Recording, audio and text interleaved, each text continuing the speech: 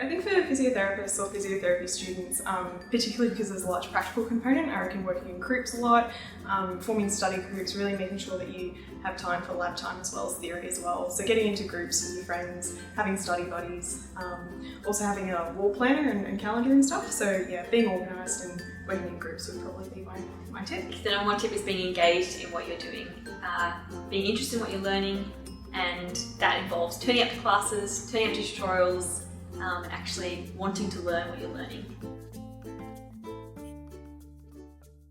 The best thing I find to study is to rewrite all my lecture notes, draw flow diagrams, and to study in a group with my friends. Well, sometimes I'll go to study skills and I'll just talk at one of the study skills people for like an hour because it helps me to work through things out loud.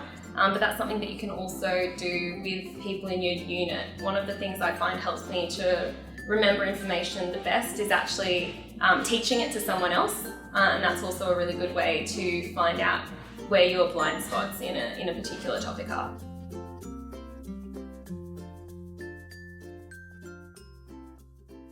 So most of my lectures is obviously either printing out the slides if I'm doing it on paper, or if I am doing it via computer, making sure that I've downloaded the slides, making sure that's already on a USB, and yeah, making sure that you always ask questions if you are in a lecture. That can seem pretty daunting, but because we are a small cohort, it is a lot less stressful. So yeah, really listening and making sure that you're understanding what's being said, not just copying down what's on the slides, because you could just as easily do that at home and use it as an opportunity to ask questions when they do give you those opportunities.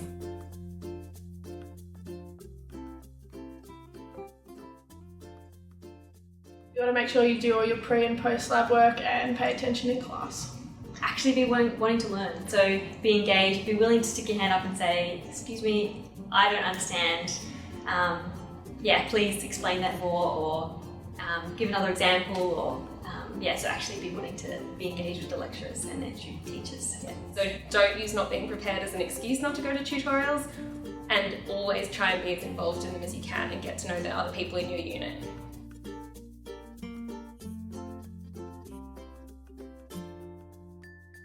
So I'm definitely keeping a diary, either whether that's sort of physical or electronic as well. So I usually go by paper. That for me is something that works particularly well. I have known other people to set reminders on their phones, set sort of electronic self-forward emails as well.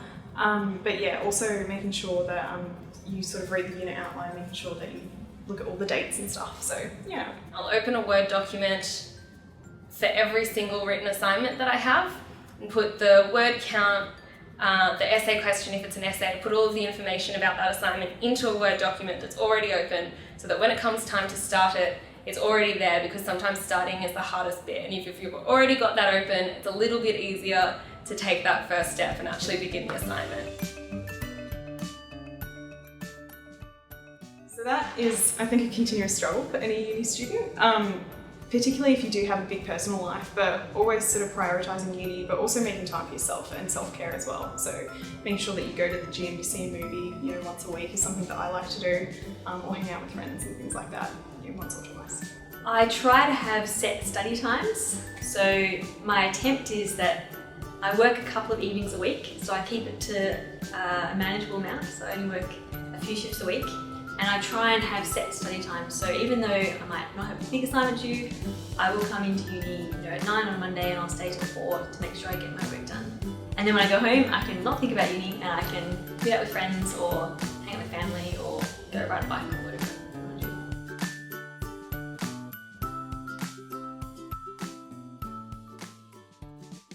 I find it really important to always keep going to the gym and stay physical, especially when it comes to exams, because it gives you something to de-stress before exams. With the mental health, you can download things like the Smile and Mind app, which is a free app to help sort of do self-meditation, mindfulness activities, things like that. So really just making sure that you keep taking care of yourself as well. So yeah. If you as a person are struggling with life or find it hard, either physical health or mental health, I don't think you're going to be much good to others, so I think it really needs to be a priority. Looking after yourself and not just focusing on just your grades or just how you're doing in your classes or just trying to work as much as you can and study as much as you can is really important, because if you don't look after your physical health and your mental health, you're going to hit a point where you can't keep on doing those things that you care about anymore, and you really need to pay attention to that stuff if you want your life to be sustainable, and if you want to be able to keep on doing the things that you enjoy as well as the things that are important to you.